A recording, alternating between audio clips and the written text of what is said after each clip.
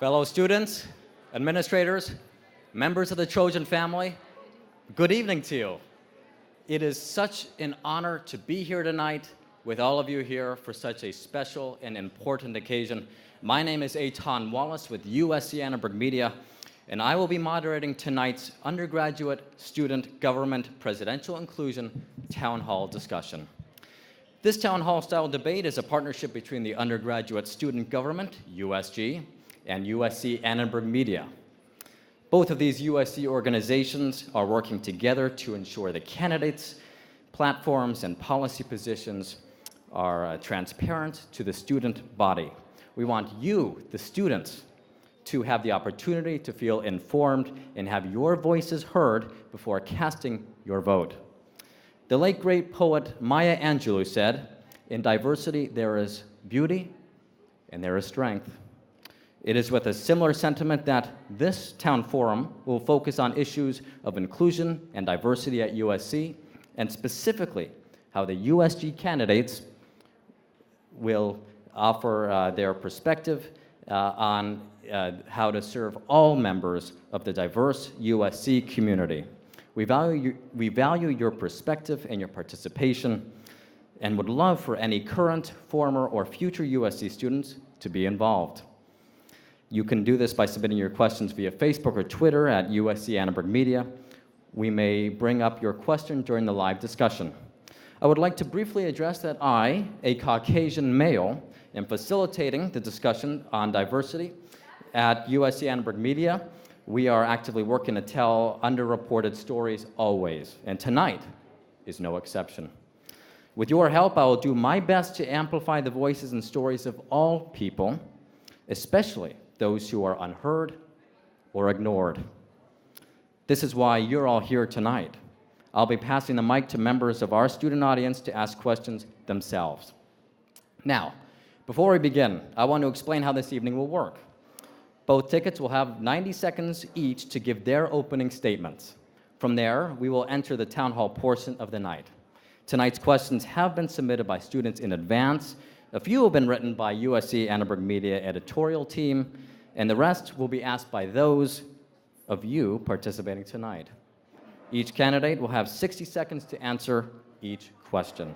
Now, if one candidate calls out another on a policy issue or on any point, the opposing candidate will have 30 seconds to respond and then 60 seconds to answer the original question. After the discussion has ended, each ticket will give a 90-second closing statement at the very end. Now, without further ado, I want to introduce our candidates. To my left, we have current USG Senator and presidential candidate, Debbie Lee. And running on her ticket for Vice President is current USG Senator, Blake Ackerman.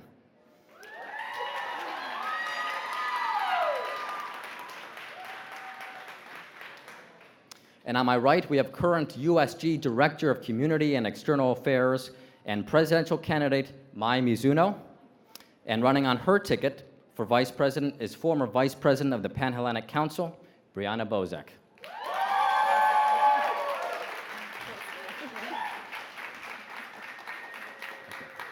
To the candidates, we thank you for being here tonight. We are grateful to you for being here. And for all of you in person, we are so happy that you are able to join us. And for those tuning in online via social media, including Facebook Live and on Twitter, thank you for having us in. Without further ado, I would like to begin tonight. So let's get started. Candidates, I would like to please ask that you present your 90-second opening statements. Last week, we began with Maya and Brianna, so this week I would like the opening 90-second statement to begin with Debbie and Blake. It's all yours. Thank you.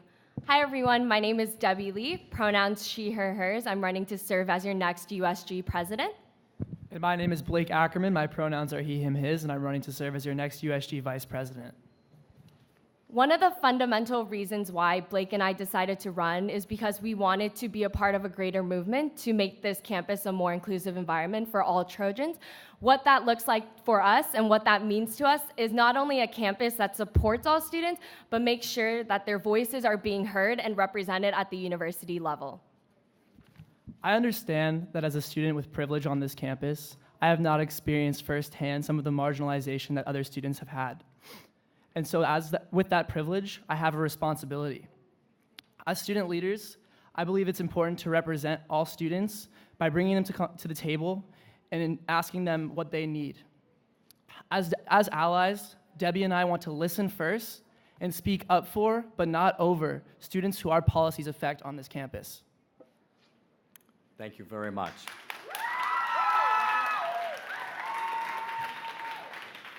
Hello, my name is Brianna Bozek. I'm the candidate for vice president, and my pronouns are she, her, and hers.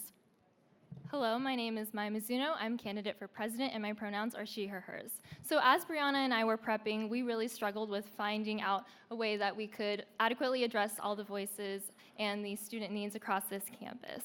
As students, we understand that not everyone feels welcomed into and supported by the Trojan family. I myself have felt that, and that's why I'm not only up here as candidate Mai, but I'm also up here as activist Mai. So for 3 years since day one, I've been out there marching and protesting along with my fellow low-income friends, with my queer friends, my black friends, my undocumented friends, my Latinx friends, trying to find a way to say fight on without feeling like I was also enabling the administration's marginalization of voices across this campus.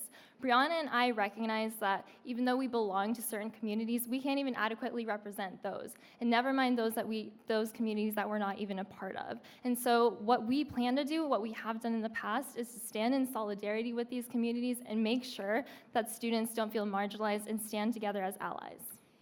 And as leaders, Maya and I commit to making sure that these students have a seat at that table. The president and the vice president of the student body shouldn't be the only two people speaking to the needs of the student body. There are so many student leaders and advocates across this campus that represent a plethora of diverse experiences, backgrounds, and needs, and we need to stand again in solidarity with them and act as a microphone for those advocates. Thank you, Maya and Brianna.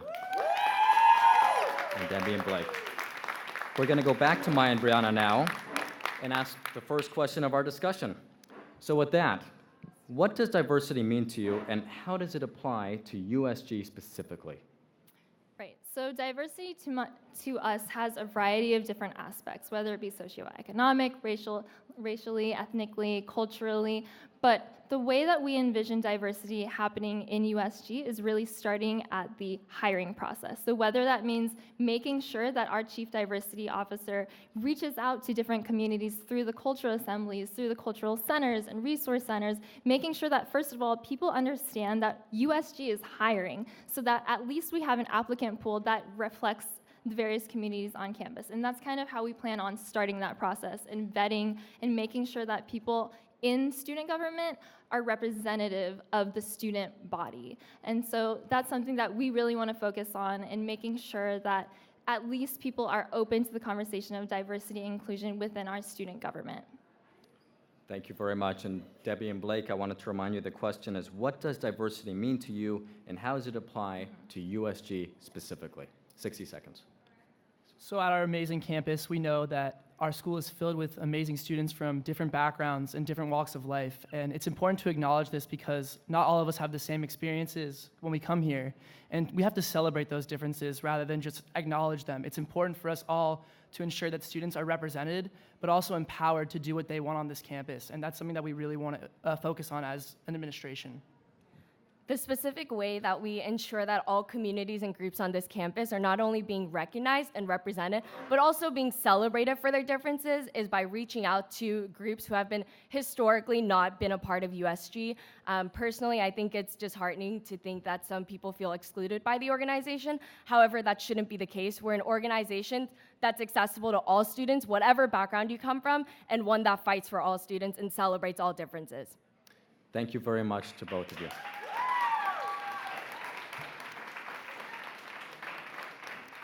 And now, for our first student question from the audience, we are honored to have CJ Wechsler of RSG. Thanks for being here, CJ. And we're going to wait just a little bit for our runner, Tommy, here. Thank you, Tommy, for providing the microphone. So my question for both tickets is, how will you foster inclusivity on campus? And we're going to begin with Blake and Debbie. For me and Blake, this starts with focusing on 3 goals: making sure that students feel like they belong, ensuring that they feel that they are valued and that their voices are being valued, and finally, us respecting their differences and their cultures and what their community has to bring to the table.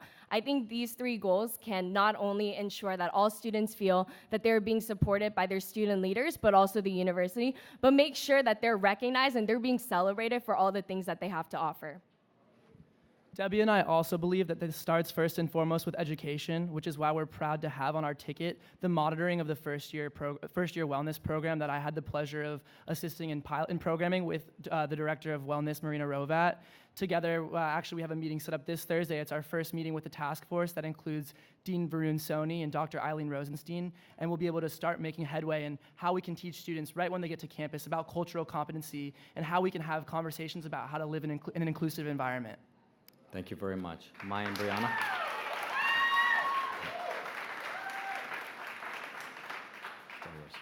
So this past freshman class has actually been the largest and the most diverse ever in USC history, which we think is fantastic.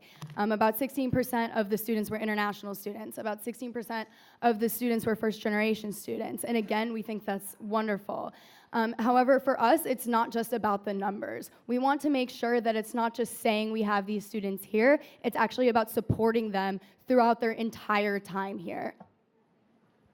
And how we plan on reflecting that in student government is really making sure that the student leaders that are within student government are not just stuck in the bubble in the USG office and TCC 224, but actually spend most of their time outside of the office, whether it be protesting, engaging in rallies, going to different town halls and forums, but making sure that we actually remain porous and accessible to students and understand student needs from the ground up. All right.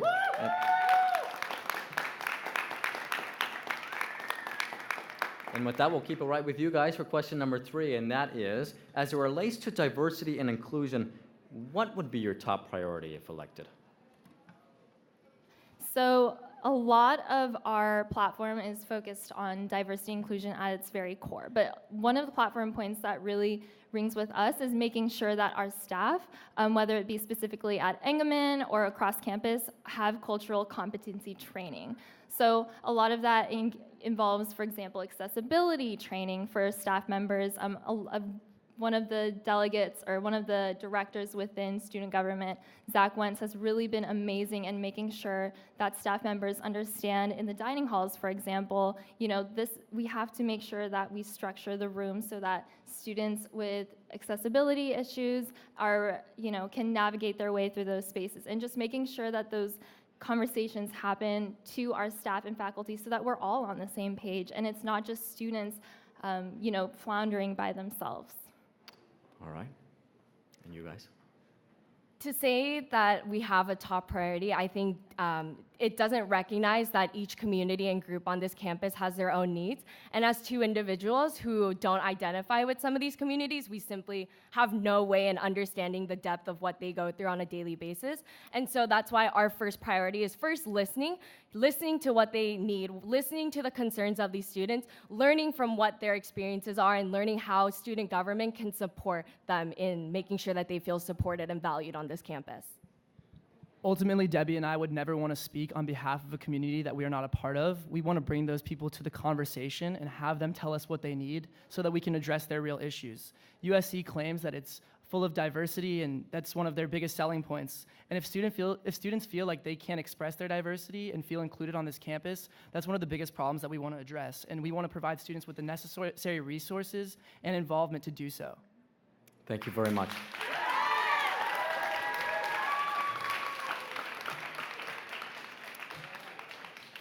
So now we're going to move on to our cultural issues segment of this discussion.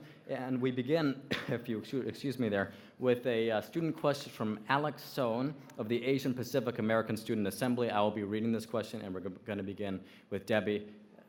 Forgive me, let me ask actually. Do we have Alex here? Forgive me, Alex. Let's Hello. hand it right to you. So APOSA represents one of the many cultural organizations on this campus, and for as long as I've been here, USG has always emphasized diversity. However, I feel that we need a greater interaction and cooperation between these many cultural groups that exist on campus.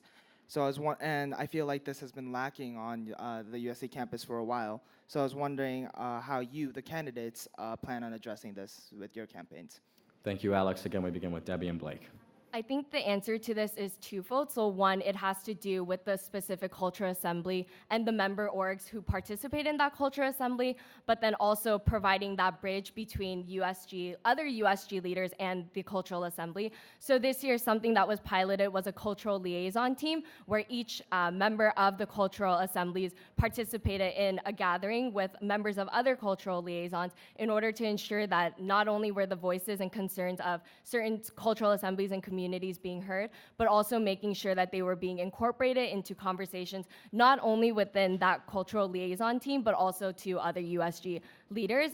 And as candidates for the presidency and vice presidency, we hope that if elected, that we continue this discussion, continue having these spaces where cultural assemblies and their membership org can talk to their student leaders. Maya and Brianna? Yeah, and for us, we also acknowledge that, there are cultural liaisons assigned to these different assemblies, but we want to move beyond those institutional names, and we want to make sure that USG as a whole, whether or not you have your director of external affairs or whether you're director of wellness, that you have a role and that you engage with these different events and programming initiatives that program board puts on for these different cultural and interest-based organizations. Right now, USG as a whole only really promotes what's done in concerts committee, which is awesome. We love concerts, but we also want to make sure that as an organization, we're promoting our internal work with cultural diversity. All righty. Now I want to move on to a question from the members of QASA, and for those who don't know, that stands for the Queer and Allied Student Association. How do you envision the role of the USG Chief Diversity Officer, and how would you structure USG to expand their influence? We begin with Mai and Brianna. So we spoke to this a bit already, but we, again, on our platform, would love to see the role of the Chief Diversity Officer expanded within USG. And again, we would love to see it start at the hiring process. So to have that person actively engaged in the hiring process, asking, potential individuals for USG, whether, how they plan on incorporating diversity into that position. What is their stance on diversity? To make sure that whoever is coming into USG is going to be able to accurately represent the entire need of the student body, or the needs of the entire student body, rather. All right.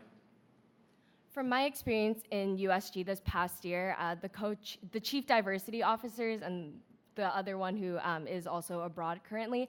Something that they impacted me personally with is that being inclusive comes down to day-to-day actions, and something that they stress is the importance of introducing yourself with pronouns so that folks who may not align with the cis-normative expectations don't feel excluded or alienated within the org. With that being said, I think the Chief Diversity Officer has so much potential to not only foster inclusivity within the org, but also make an impact in connecting with students outside of the organization. Cindy and Ivana, at the Chief Diversity Officers currently in USG, and I had the privilege of working together on the development of the cultural competency portion of our first-year student wellness course. And that was something that really opened my eyes to what cultural competency means, and their breadth and depth of the knowledge, and also providing experts to the conversation was really instrumental in my development and knowledge of the cultural competency programs on our campus. Okay, thank you to you both.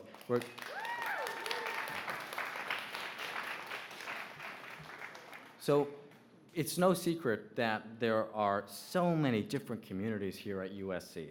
And from cultural groups to transfer students, commuters, just to name a few, that some say often go overlooked by USG and the administration. Many of them couldn't be here today. How will you serve all of these different populations that make up USC? We begin with Debbie and Blake. In addition to our platform points, which hopes to support all groups, transfers, commuters, and different cultural groups and communities, something that I envision personally is that within USG, we should be an organized, if it's undergraduate student government, we should be serving all undergraduates. And this starts with not only opening up the conversation, but learning what all these students are going through and what their experiences are, because even as an organization of 120, we cannot put a finger on what the 19,000 plus students of this university are going through on a day-to-day basis and what their needs are. Debbie and I believe that if elected, our doors in TCC 224 will always be open for students to address their needs, and we want to make sure that students know that when they're voting for us. You're voting for two representatives that will be there to address your needs and hopefully help you in finding a solution to your issues. Maya and Brianna? Yeah, and for us, it's not necessarily about making sure that our doors are open, but the idea that we walk outside of those doors in the office and make sure that we actually engage with those communities on Truesdale or wherever else where we can connect with each other. I remember I was in a dining hall and I was talking to some veterans who mentioned that the Veterans Resource Center is really not a center, but 1/3 of a room, and that there's no full-time staff members. And so just that one conversation sparked a relationship in which we are now working towards to addressing veterans and that specific population. So a lot of it is really just being present across campus and not necessarily just in the office. Yeah, and in addition to that, we believe it's incredibly important that our senators are required to attend bi-weekly meetings of different organizations and groups on campus. Again, there's no way for us to understand exactly what it is those organizations need unless we're actively making the effort to check in with them and see if they're supported, how they need support, and to see if what we're doing is adequate for their needs. And now I want to go over something that's been in the news very recently, and that refers to the Norman Topping Fund. Recently, there have been some changes made to the Norman Topping Fund, a scholarship designed to assist students with high financial need who are engaged in their communities. One of these changes includes the removal of Christina Yokoyama's position as director of this fund. We spoke with Latinx students on campus, including some of the El Centro Chicano and Latinx student assembly organizations. Many of them are wondering how you think USG should plan to address the changes to the Norman Topping Fund and how you will assist current scholars. We begin with you, Maya and Brianna. Yeah, so actually in the bylaws of Norman Topping, it states that a representative from both USG and GSG must be present on the board. However, never in the history of Norman Topping has that actually occurred. So we're not actually sure how, USG or GSG were supposed to have a say in that prior to that happening, and that's something that we'd love to put into place. In doing so, we really ensure that it stays in student control. It was a student referendum, 2 student referendums that brought it into place, and it should be the students that decide on where funding goes, who's chosen for the scholarship, and really emphasizing that it's under student control. And we fully understand the concerns of the Norman Topping scholars. We also don't want them to have to sacrifice quantity versus quality. And we really want to make sure that when Norman Topping scholars get here, they have an enriched experience and have the funds to do so. And so that's something that we really want to focus on, and having accountability that's structured within USG and GSG. Thank you. Blake and Debbie, whenever you're ready. We, as an organization, want to support all efforts to make sure that low-income students on this campus feel supported and empowered. We understand that there are certain limitations that USG can't handle or go beyond, but we know that even in the bylaws of the Norman Topping Student Aid Fund, that the governing board should be consulted when decisions are being made, and we know that the governing board has felt as if their voices were being neglected out of the conversation when decisions were being made. Our ultimate goal as an organization is to make sure that not only are these student voices being heard, but that they're being uplifted to the university level where decisions that directly impact them are being made. Thank you very much.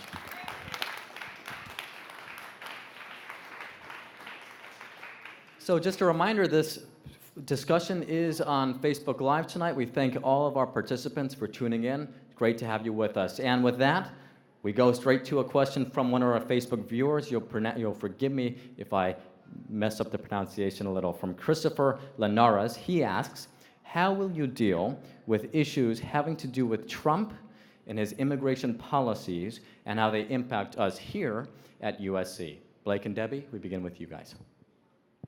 We just want to preface this by saying that USG is a nonpartisan organization, and that's the way that we intend to keep it. USG has no place in politics because it represents all students, and it is for all students. So the idea of politicizing the organization by adding an opinion would be to stifle the voices of other students. But we do want to provide all students with the resources necessary to have what they need to advocate on behalf of their own beliefs. We would never want to stifle people's own beliefs, but we would never want to speak on behalf of students. This year, as senators, we had the opportunity to allocate $10,000 from the Diversity Fund to the Office of Religious Life to support DACA students in reapplication. And this was, the timeline of it was near October. And we understand that there's a lack of physical space where students can feel safe and comforted. However, as an organization, that doesn't mean that we can't support them otherwise. And like the Diversity Fund that we allocated in times of responding to real life crises, that's what we hope to do for all students on this campus.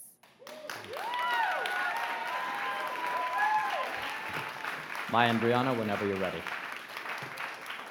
So, much like the other ticket, we believe that USG should not take any political stances. However, in the case where our administration puts policies into place that adversely affect our students, we also believe it's our responsibility to lift them up without alienating other students on campus. Maya, in the past, has worked to support students and has different plans for the future, if you'd like to talk about that. Oh. Sure. Alrighty, so with regards to some of those immigration policies, we want to reaffirm that we stand by the administration with regards to making sure that the visa protections are still in place, making sure that students who are undocumented on this campus adequately have the resources and the guidance that they need. And a lot of the things that I've done in the past are making sure that there's a resource center and a resource space for those undocumented students that are represented on this campus, and making sure that we fight for those issues and continually, increase input with the student body and how we think that we should move forward on these issues. Okay, so we're going to remain on this topic, actually, of Dreamers right now. And as you may know, last year, the USC American Studies and Ethnicity Department added a pop-up Dreamers Center to help undocumented students. El Centro Chicano leaders tell us they want to know how you plan to address the need for a permanent center on campus to serve the students. Maya and Brianna, we begin with you for 60 seconds. Yes, so I've actually worked with the faculty member who started the Pop-Up Dreamers Center and the student group of undocumented students that have also worked to have that Pop-Up Dreamers Center. And what we're really trying to focus on in drafting a joint resolution between USG and GSG is making sure that, first of all, the administration remains transparent on its policies with regards to protecting those students and making sure that they're held accountable for their statements with regards to protecting those students, and also making sure that the administration follows through in making sure that, they address the fact that there does need to be a larger, officially recognized Dreamer Center. Right now, the Pop-Up Dreamer Center is this size of the space that's in front of us right now. I've been in it so many times, and I've fundraised to make sure that the students have what they need, but at the end of the day, it really needs to come from the administration, and a lot of that is holding them accountable, making sure that we have those conversations that include undocumented students at the table. Thank you very much. Debbie and Blake. We understand that physical space on this campus has been an issue for so many years. There's simply not enough space on this university to provide and support all students, and that's something that the administration knows.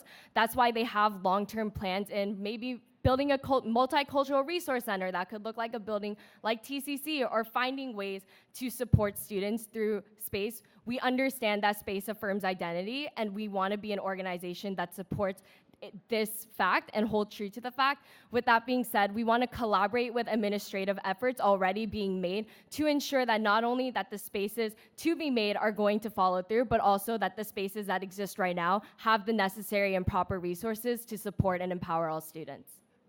Okay, and we're going to move on now to actually keep with you, Debbie and Blake. So, Debbie and Blake, you've said that you want to publish what you call diversity hiring metrics within USG.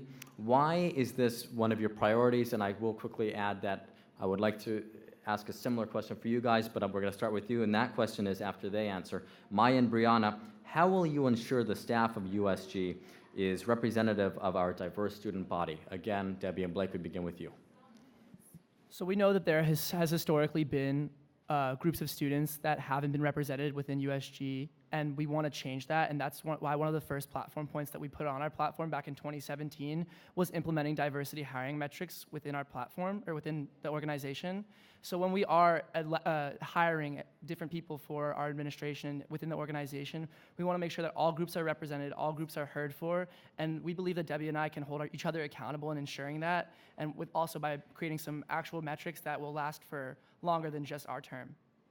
In addition to holding ourselves accountable, we want to hold the organization accountable by actually formalizing the diversity hiring metric. And although we can't guarantee that all student groups will be represented as much as they should within the coming years, because it's simply dependent upon how many students apply and what the circumstances are, we want to ensure that all students are being outreached to and being given the opportunity to be a part of USG.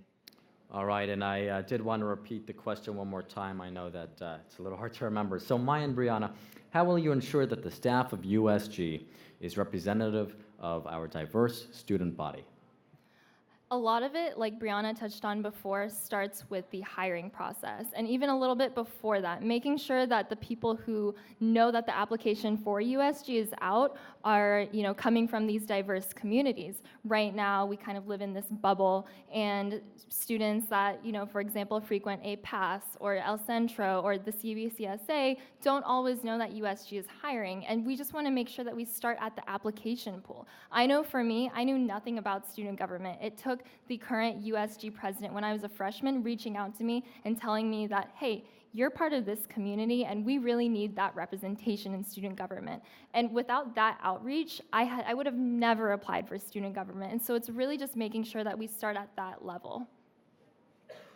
Okay, so we will keep it with Maya and Brianna here for our next question, and that is, do you think USC is accommodating enough to students who have not taken the traditional route to college, like, say, military veterans or older students? If elected, what would you do to create a campus that's friendly to all backgrounds?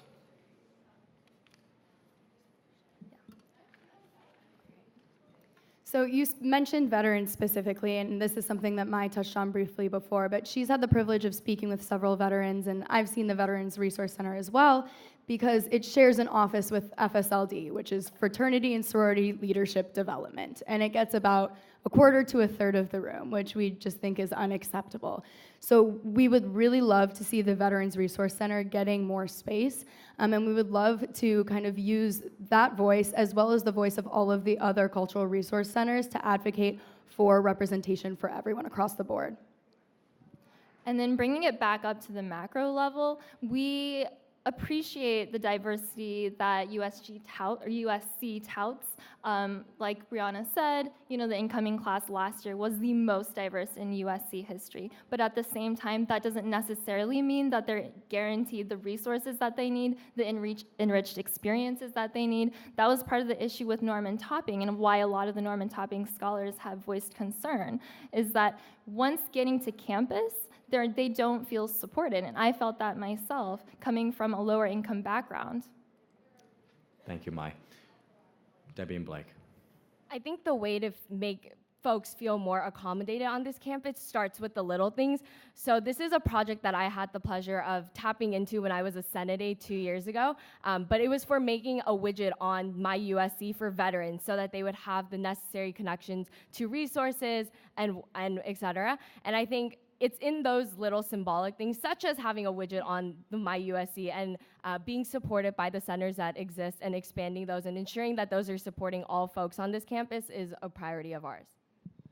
Ultimately, with regards to all non-traditional college students, we want to make sure that when they get here, we're making them aware of the resources available to them. There are so many great things that this campus has to offer, and we want to present them to them right away rather than let them try and navigate their own path. And we think that USG is one of the organizations on this campus that can help facilitate that.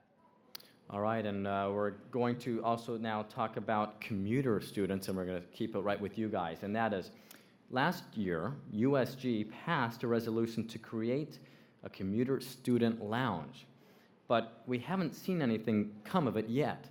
So what are you going to do to make sure this actually takes effect and make sure that these students' needs are met? Again, like I mentioned before, physical space on this campus has always been an issue, and it's been one of the more pressing issues, especially in this coming year.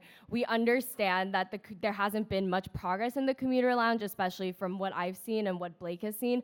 But what we want to do is ensure that we're supporting commuter students through other resources, even if the space can't be created right at this moment, whether that be increasing parking options, which is one of our platform points, so that commuter students don't have to pay for the full Monday through Friday when they only come to school for 2 days of the week, or providing them with the necessary counseling and support to make sure that they feel that they feel included and they feel like they belong on this campus. Thank you. Maya and Brianna?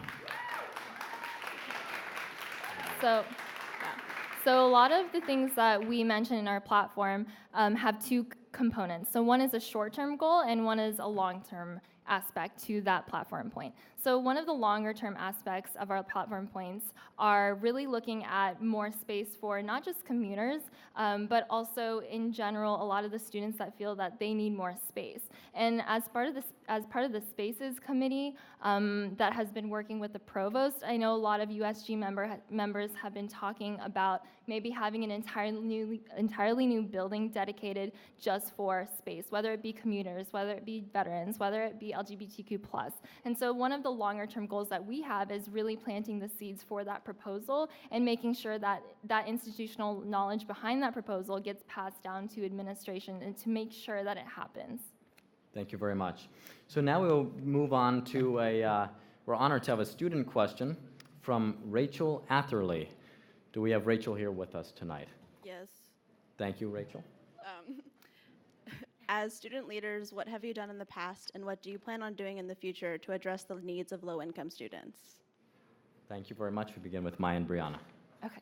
Yes. So one of the main projects that I've been working on this year is really addressing food insecurity. So one of the programs that we've really worked with is making sure that hospitality accommodates for lower income students, whether that be making sure that the Wednesday Farmers Market accepts food stamps, or really holding Trader Joe's and Target in the Village accountable for having food stamps accessible there as well. Another program that I just started with another USG colleague last Monday was making sure that students actually can get registered for food stamp programs, as well as phone data plans that the government subsidizes, making sure that students first of all have access and knowledge and help with registering for these low-income student benefits, and then from there on working on projects and proposals to make sure that students can actually use those resources across campus.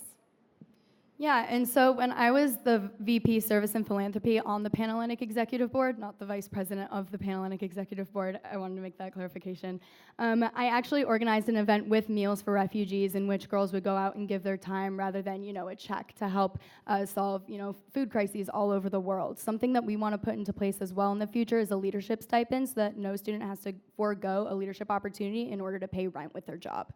Thank you very much. Blake and Debbie, whenever you're ready.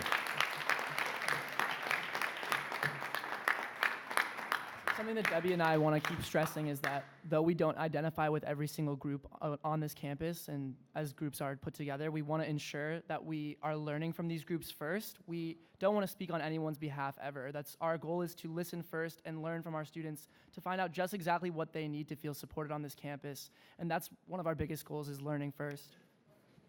This year, I had the privilege of introducing the dining hall takeout container program with fellow senators.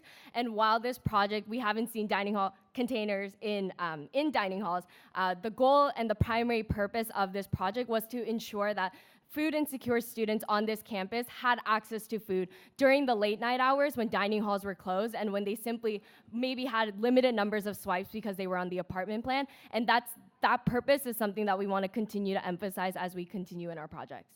Thank you very much.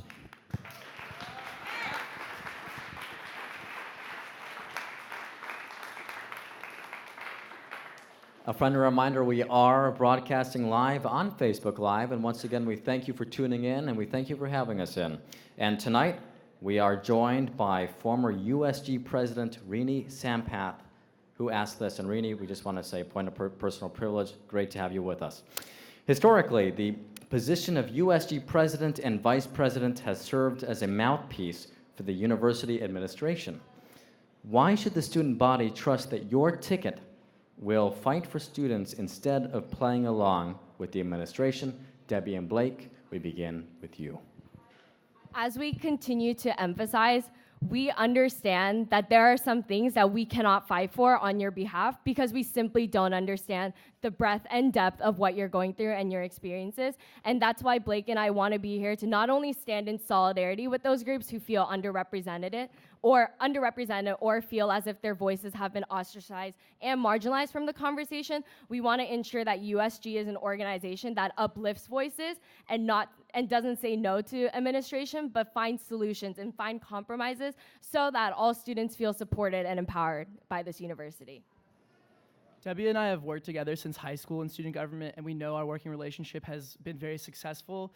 Debbie mentioned the dining hall takeout to container resolution, and I had the privilege of sponsoring that resolution with her and going to those meetings. And we know that getting told no sometimes first is always pretty disheartening, but with our tenacity, we decided to continue on with administrators, and we feel like our working relationship with administrators that we've already cultivated through our experience in residential student government and through our experience in undergraduate student government would really help us in this role. Thank you. Maya and Brianna. So as Rini stated, our role is not to take up space. Our role is to act as a microphone for students on this campus. Like Maya mentioned before, it's not that our doors are always open, it's that we're going to go outside of those doors. We want to meet students and get to know them and get to know what they care about, get to know their needs from the ground up and not talk to them from the top down as so many people before us have tried to do. And our platform reflects our, activist background. So for me, I never started out in student government. I started out outside on Truesdale fighting the administration, asking for tuition transparency, asking for more communication from the administration. That's my background. That's what I bring into this, is that inherent idea that we need to hold the administration accountable. Sure, we will work with the administration. I currently have my foot in the door of every single administrative office. That doesn't mean that I'm not going to represent the student voice and the people out there that care about the issues that affect them.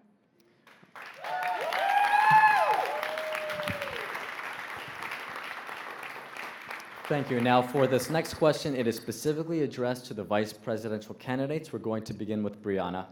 And it comes from Facebook from Paul Breslin, again to the vice presidential candidates.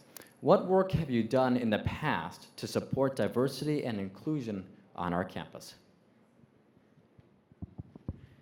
Yeah, so like I mentioned before, my sophomore year, I was a tour guide, and unfortunately, I had to step away from that position. I had a really difficult time, battling a lack of resources on this campus, and it was at that time that I realized other students on this campus are fighting their own battles with the same lack of different resources. That's when I realized that instead of focusing on the resources we do have and telling families about all of these great opportunities USC does have, I wanted to focus on the opportunities that USC should have. And so this role is brand new for me. This is something that I've never done before. I've worked to serve the community, I've worked to serve the campus. I've never done anything like this, and that's why I'm so proud to be here, and that's why I'm so proud to bring that fresh perspective to the table. Blake, whenever you're ready.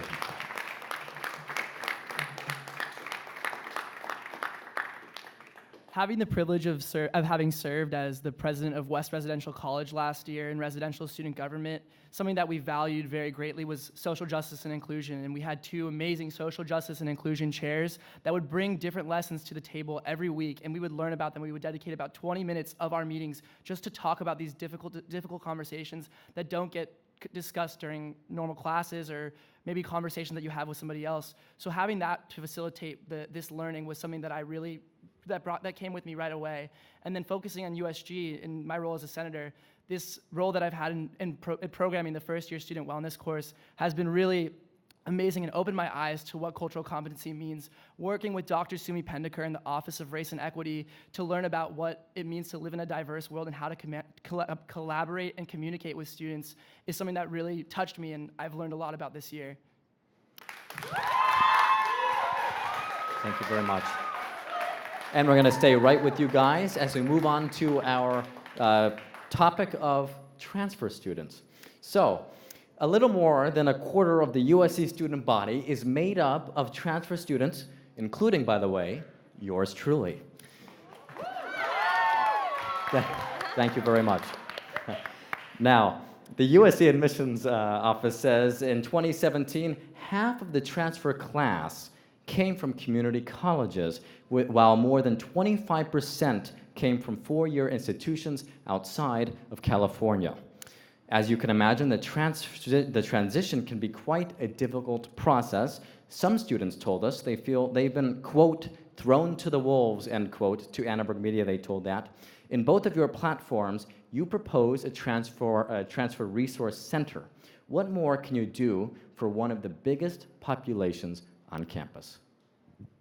I think first and foremost, when just making it clear that when Blake and I put on our platform the proposition of a transfer student resource center, it doesn't necessarily mean physical space, although that is the end goal, to ensure that transfer students as well have a safe haven to go to during their days on campus. We mean in the short term that making sure that transfer students understand what kind of resources are available to them and to connect them with the proper folks who can support them through the process. We also understand that as although Blake and I are not transfer students, we're always here to listen, and some of our closest friends are transfer students, and we've heard that even the orientation program for transfer students is not adequate compared to those of first years who enter in the fall. And so that's why we want to continue our working relationship with the Office of Orientation to ensure that transfer programs are equally as substantial and adequate for transfer students.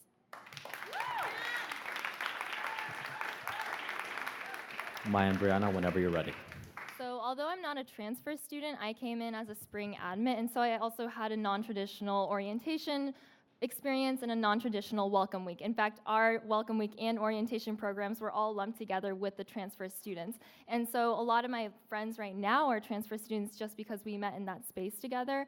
And a lot of the issues that we've been hearing are there's no consolidation of resources.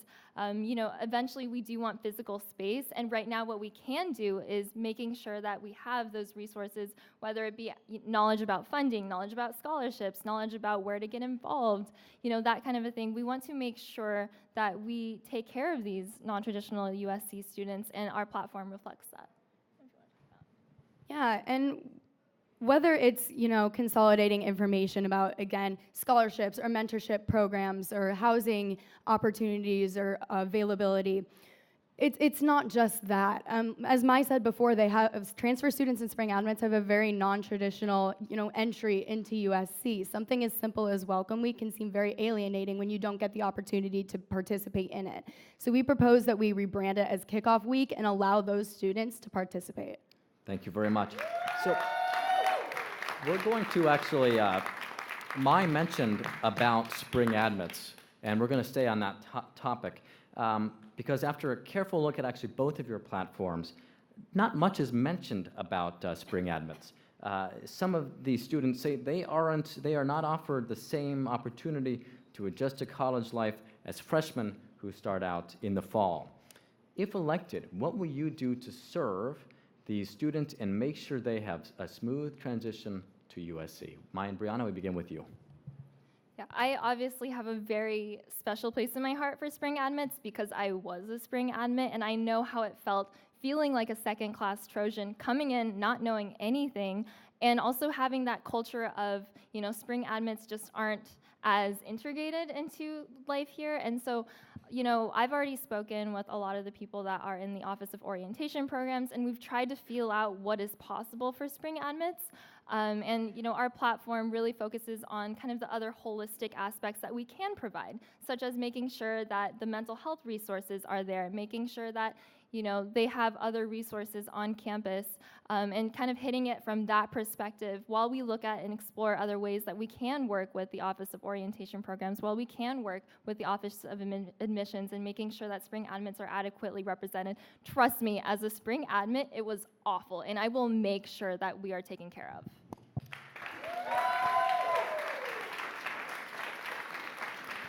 Debbie and Blake. One thing, just want to shout out to Joey Hall and Juliana Rovat. Joey Hall is a senator and Juliana is the parliamentarian for USG.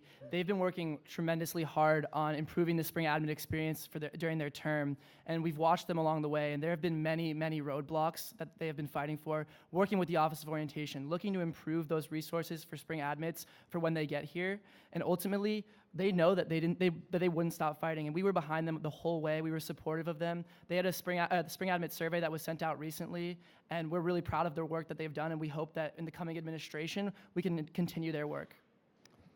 We also understand that some of the issues that spring admits face, although Blake and I were not spring admits ourselves, some of the issues that we've heard from folks who have had the experiences is that it even comes down to the fact that they can't use their ID card to access the gym during the fall semester when they're not attending. And so we want to work with them, listen to their concerns, and learn how we can find solutions together. Thank you very much. We are now going to move on to the topic of international students. USC is home to students from all over the world. The admissions office says more than 5,400 Trojans are from China, another 2,090 from India, 600 from South Korea, more than 400 from Taiwan, and the list goes on from many foreign world nations. As you know, this week is International Students Appreciation Week, but beyond this week, some say the administration has not done enough to help them adjust to life home away from home. Has the university done a good job assisting international students? And what would you change? And we are going to begin with Debbie and Blake. Although Blake and I are not international students ourselves, some of the concerns that we've heard is that even from the get-go, that the language barrier of resources or even having that accessibility to resources can be one of a hurdle. And that's why we as an organization, we want to not only support and highlight the highlights of each international culture through events that ISA hosts, but we also want to collaborate with organizations such as Residential Student Government, who's responsible for looking over IRC and seeing what kind of programming they can do to support international students who live in that housing. Thank you very much, and we are going to go right over to you guys. Yeah, so right now OIS, the Office for International Students, is very transactional in its nature. It's a great work to get your visa sorted out, or it's a great place rather to get your visa sorted out, to get paperwork done, but it doesn't do much for students by means of support. So more specifically on our platform, we'd love to see OIS teaming up with all of the different cultural assemblies on campus to make sure that students not only have a place to get their paperwork done, but they actually have a place to find a home on campus as well. Thank you very much. And just another reminder that we are broadcasting live on Facebook Live. And again, thank you to those who are tuning in. Thanks for having us in. We are actually so honored that one of those joining us on Facebook Live, and I saw him here earlier, I didn't get a chance to say hello to him, is our current USG president, Austin Dunn. So thanks again for submitting this question, Mr. President. Part of the USG president and vice president's roles has been overlooked specifically in the realm of diversity and inclusion and the allocation of the Provost Diversity Fund. How do you think this fund should be managed, and what plans do you have for properly distributing these funds in a fair and equitable way? Maya and Brianna, we begin with you. Alrighty, so kind of the history of the fund, if you are unaware, was that 3 years ago the administration said that they would give us $100,000 to both USG and GSG combined for us to put on diversity and inclusion initiatives. And so right now there's around $30,000 left, but around $17,000 really that we can use. And so right now kind of the issue is that there are so many needs across this campus, across all of these different communities, and really the difficulty with that is deciding where we want to put that money. Do we want to put it towards, my proposal last week was that we put it towards undocumented students and having some sort of a resource fair for them, but even then it's really hard because that money is very finite. So something that we really want to advocate is making sure that there's continual funding that just doesn't run out in terms of making sure that students, get the resources that they need, the funding that they need. If the university really cares about diversity and inclusion, then they shouldn't provide provide finite funds for that. And so that's something that we really want to focus on. And with regards to that remaining funding, we do want to look at kind of the needs of those different communities, such as undocumented students, such as transfer students, such as veterans. Thank you. Debbie and Blake, whenever you're ready.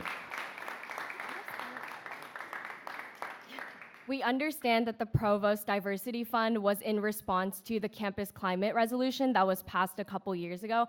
And to our understanding, we know that there's a budget reallocation committee that should be taken advantage of.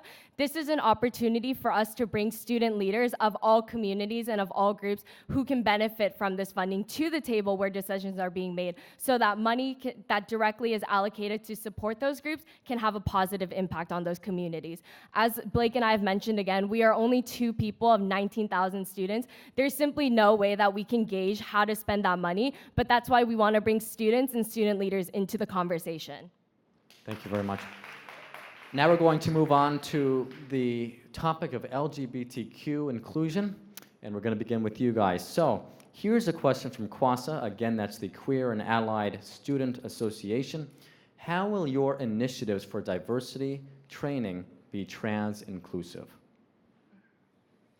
So in my fieldwork for the first-year student wellness course, the first things that I did was go to Quaza and Sage to ask them what they needed, what they thought should be in this course, because sexual relationships are not just between straight people, and they're not just.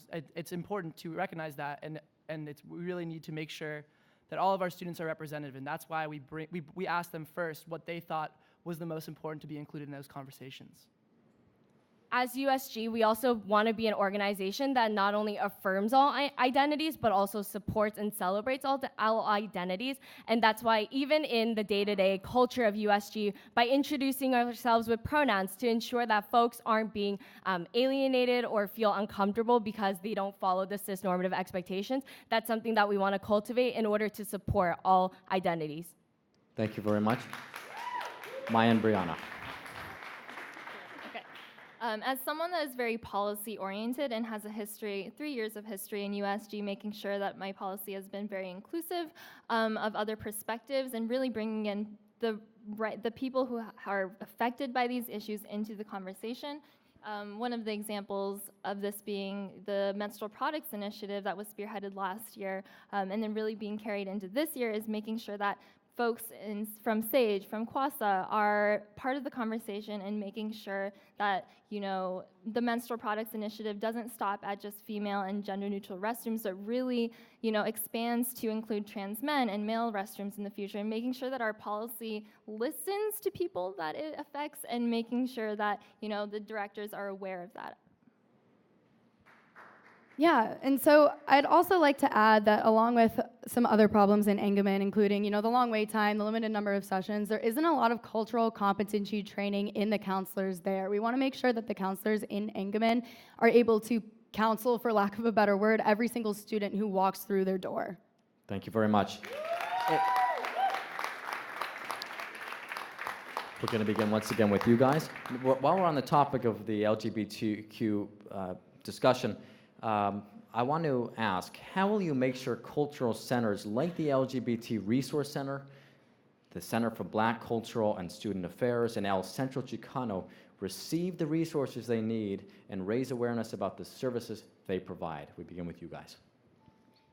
So we address this in our platform, and we have a sort of a short-term perspective to this and a long-term perspective. The long-term perspective being that, as part of the Spaces Committee with the Provost, the idea of having an entirely new building for these resource and cultural centers is really talked about, and making sure that we have the groundwork for that. USC has a lot of superfluous structures, such as the pointy things, but we don't have, for example, funding for an entirely different resource center, and making sure that we take care of those students that are represented on this campus. So, that's our long-term vision, and then short-term, there are a lot of things that we can do, and making sure that we have the resources and the funding, and we advertise those opportunities and initiatives to students across campus, and making sure that USG really has that close connection with those cultural assemblies and cultural resource centers. That's sort of our long-term and short-term perspective. Thank you very much, Debbie and Blake.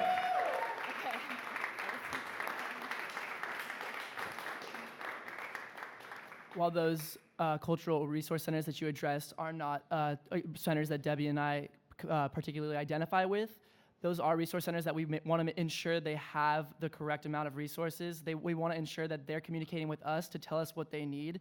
I don't know if people know this, but the LGBT Resource Center, the Lavender Room, is the smallest in the nation of any college, and that is something that we really need to address and fix. The fact that there is a lack of resources and a lack of staffing is something that's completely unacceptable, and we need to fix that right away.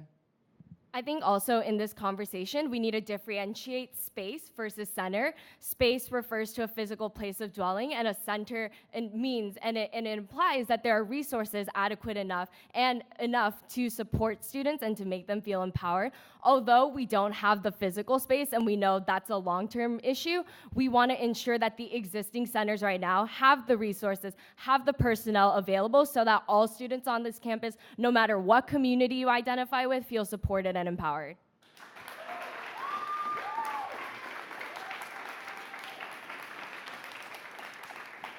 So now we're going to move on to something that has been in the news as of late, and by news I don't just mean here at the University of Southern California, I mean in Los Angeles, and that revolves around Greek life here at USC. And we're going to begin with you guys. Recently, a USC fraternity hosted a controversial party off campus that offended many people, including people of color, as reported by the Daily Trojan.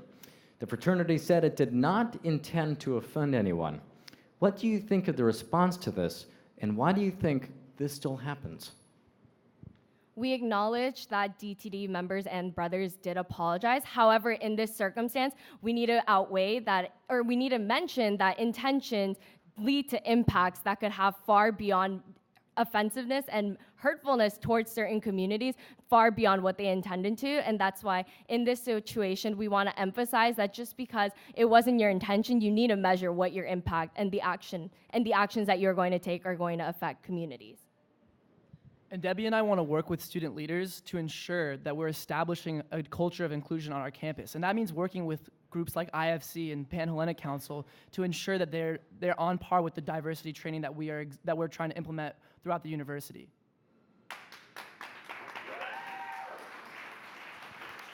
Thank you, Maya and Brianna. So we firmly believe that it is our responsibility to not shy away from the difficult conversations. We must demand a fair, free process where everyone is innocent until proven guilty, but at the same time extend our support to our students of color and not just say that we support them, actually follow through with our policies and actions by attending BSA events, by celebrating Black History Month, by going to tonight's conversation with Issa Rae on campus. It's not enough to just say that we support these students, we actually have to follow through on those words. All right, thank you. We're going to stay with you guys as we take a question from Facebook. We thank you, everyone, for tuning in, from Mr. Truman Fritz. Thank you, Truman, for this question.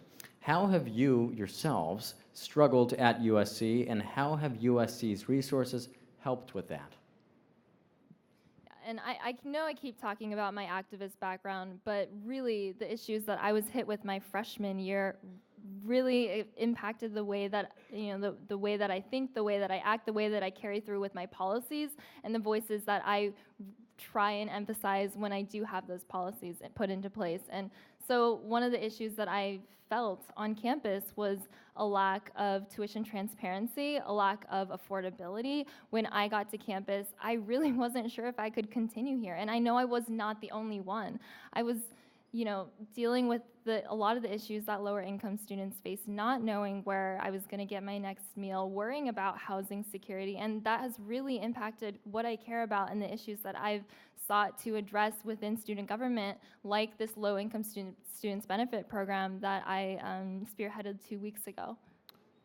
Yeah, and Thank you very much. Okay, sorry about that. Thank you. Over to you guys. We want all students to be able to find space for themselves to identify with other students on campus, and a place that I found was USC Hillel. It's where I found students that I could identify with, Jewish students who really resonated with my background, my identity, and also professional staff that was trained to have those important conversations and ask big questions. It was a place that I really found as a home, and I actually currently work there now. As someone who actually felt like she first belonged on this campus for the first time, I grew up in elementary and middle school always feeling like the minority and never feeling like I had a place to belong. But when I came to USC, that was such a special feeling to know that there were resources and people who were willing to support me in this process. And that's something that I want to make sure that all students, regardless if you don't feel supported or you feel like you're struggling, they know that they have student leaders who support them and want to help them make sure that they're feeling empowered. Thank you very much. And with that, we're moving into our final part of our diversity discussion tonight. Because we began with you guys, we will end with you guys over here. So as we have our closing statements, each ticket has 90 seconds. You guys first. First and foremost, I just want to say thank you to you, Eytan. Thank you to everyone for coming out. We're really appreciative to have this platform to discuss such a prevalent issue on our campus as diversity and inclusion. We know that, as we said 100 times tonight maybe, that we are not representative of all students on campus. We know that. We're just 2 students trying to represent 19,000, but we will do our best to listen, keep our ears open, and ensure that students can address us with their needs and concerns. That's why Blake and I decided to run in the first place, is because our vision for this university is not one that only supports students and all that they can with the resources and academia, etc., but we also want to make sure that all students feel that they are empowered and have access to opportunities to thrive on this university. Thank you very much.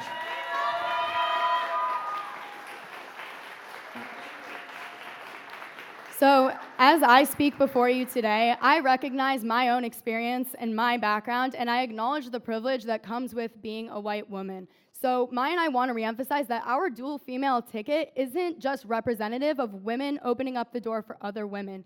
It's women opening up the door for women of color, for women of every sexuality, for students of all identifications, for everyone who has ever been shunned from representation or support in the past. We're dedicated to hearing and learning from these students, and we want to get to know these groups from the ground up to connect our positions with those of the leaders who are fighting for equity and fighting for support on this campus, rather than from the top down, as so many people have tried to do before us in the past. You know, and anyone can come up here and tout words and buzzwords within the world of diversity and inclusion, but at the end of the day, it's about backing that up with a history of fighting for these issues. I mean, how many times have we seen our own institution use buzzwords without following through with actions and policies? If elected, Brianna and I will bring our pre-existing, embedded, and informed relationships with various communities that we have on campus. I am so proud to have surrounded myself with friends and students that have been at the forefront of demanding change. And Brianna and I are so proud to have made sure that our platform reflects diversity and inclusion within its very DNA. We are so proud to have something to fight for and students to fight for. So thank you and fight on.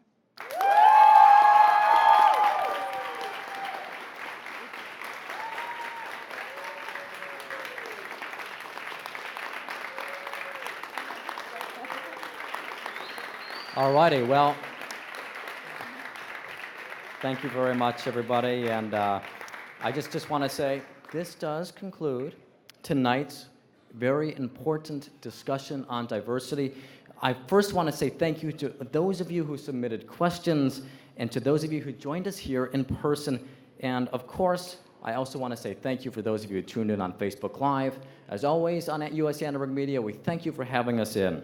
Now, I also want to say that this is very important, and we thank you because your friends and your communities, these issues matter to all of us. And it's just crucial that we were all here tonight, and it is great that you're here. And of course, without further ado, I would also like to thank our presidential candidates and vice presidential candidates. We have Maya Mizuno and Brianna Bozek, and we have Debbie Lee and Blake Ackerman.